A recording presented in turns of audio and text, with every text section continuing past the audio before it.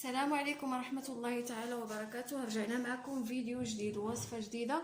نتمنى ان شاء الله الفيديو ديال اليوم يلقاكم في احسن الاحوال. وصفتنا اليوم عبارة عن دوازاتاي ساهل، مقادير بسيطة، والاهم انه كيجي بنين. نمشي معكم المقادير اللي غادي نحتاج لتحضير هذا دوازاتاي هذا. دابا راه العيد كنوجدو، كنبغيو هكا حوايج ساهلين ودغيا كيوجدوا.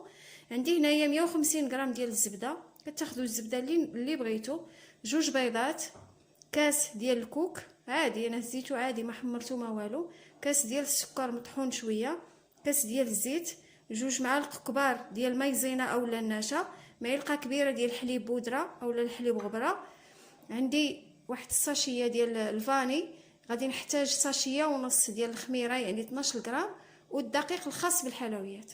غادي نمشي معكم للطريقه. هنايا درت الزبده، غادي نوضع عليها الفاني، غادي ندير السكر. هنايا السكر كيبقى على حسب الذوق، ولكن كاس صافي راه كافي. معلقه ديال الحليب غبره، جوج معالق ديال المايزينا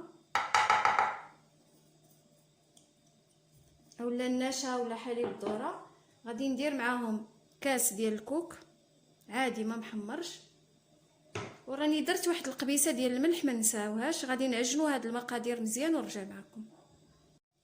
هنايا انا بديت كنعجن، جات هاد الزبده ناشفه مع هاد المقادير، غادي نضيف الكاس ديال الزيت باش دغيا نعجنها صافي، وغادي نعجن مزيان حتى نحصل على واحد العجينه، واحد البوماد. عاد نضيف ليها البيض. انا غادي نعجن مزيان هاد المقادير هادو ونضيف ليهم البيض ونعجنهم عاوتاني مزيان، ونرجع معكم باش نكملوا باقي المراحل.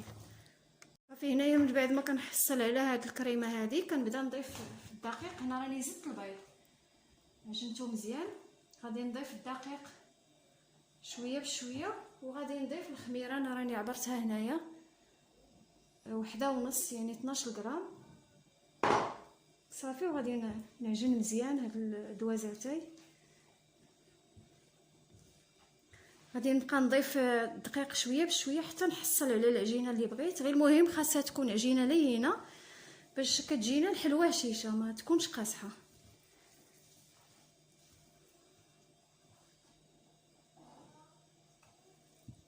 صافي هنايا من بعد ما وجدت العجينه هانتوما كي كتجي راه كتجي لينه، يعني كتكون رطبه ولكن ما كتلصقش في اليدين.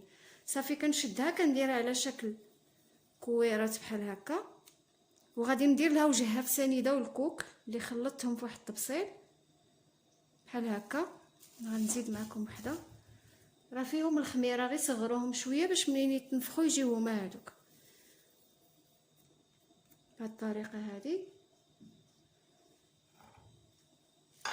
سنيده والكوك، وكناخذ هذا الطابع هذا حتى هو كنديرو في سنيده والكوك، وكنوضع هكا الرشمه فوق الحلوه بهذه الطريقه. راه كتجي زوينه بزاف. وعندي هنايا كاوكاو، كناخذ هذا الكاوكاو الاحمر، ولا الا كان عندكم اللوز ولا اي حاجه بغيتو ديروها. هاد الطبسيله بقى ليا فيه شويه ديال بياض البيض باش يلصق ليا الكاوكاو، كنوضعها هكا في الوسط